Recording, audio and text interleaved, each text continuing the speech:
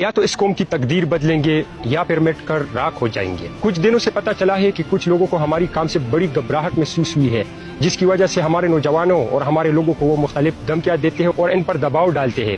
ہمارے قریب دوست وقار افریدی پر بھی انہوں نے کچھ دن پہلے دباؤ ڈالا تھا۔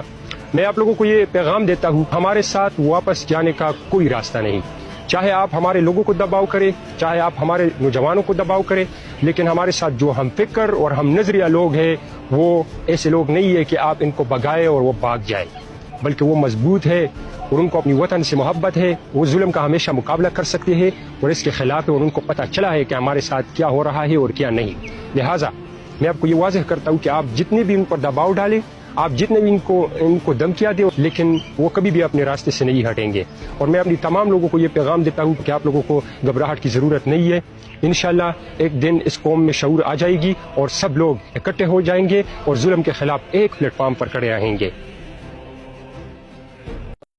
سمجھ یہ نہیں آ رہی کہ یہ کتنے لوگوں کو اٹھا لیں گے پی ٹی آئی کے، کتنے سوشل میڈیا ایکٹیوسٹ کو اٹھا لیں گے، جو پی ٹی آئی کا سپورٹر ہے، جو پی ٹی آئی کے حق میں بات کرتا ہے، یا جو چاہتا ہے کہ مطلب ایک چیز اس کو غلط لگ رہی ہے، اس کے اگینسٹ وہ آواز اٹھا رہا ہے، تو ان کو یہ میسج کالز یا دھمکیاں دینے شروع کر دیتے ہیں کہ ہم آپ کو اٹھا لیں گے۔ اب فیصل امین صاحب کو آپ دیکھیں، انہوں نے کچھ دن پہلے ایک ویڈیو بنائی تھی کہ مجھے اور میری ٹیم کو دھمکیاں مل رہی ہیں کہ ہم آپ کو اٹھا لیں گے، اور کل رات وہ بندہ وہاں سے غائب ہو گیا۔ شہری بھائی کو دیکھ لیں، شہری کو اٹھا لیا گیا، پھر آصف خان کے والد صاحب کو اٹھا لیا گیا، ایشا جو لڑکی تھی اس کو دھمکیاں دی گئی، اس کے گھر والوں کو اٹھایا، اس کے والد صاحب کو اٹھایا، بھائی کو اٹھایا، اور وہ بیچاری اب جو ہے سوشل میڈیا پر کافی دن ہو گئے کہ وہ ایکٹیو نظر نہیں آ رہی۔ اسی طرح علی زیک بھائی کے بھائی کو قتل کر دیا گیا تھا، پھر علاؤدین صاحب کے والد صاحب کو اٹھا کے لے گئے تھے۔